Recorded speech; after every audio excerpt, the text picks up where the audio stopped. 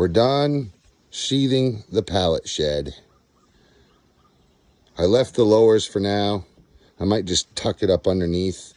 We've got the excavator there. Mr. Carver and his son are here doing fire rubble removal.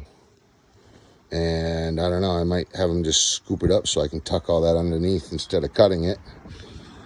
And now I need to put my hinges, slide pins, and my padlock latches, handles, slide pins, and padlock latches. That's not bad. It's not bad at all. You know, free pallets.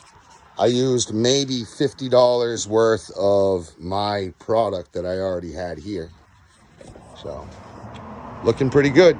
Thanks for watching.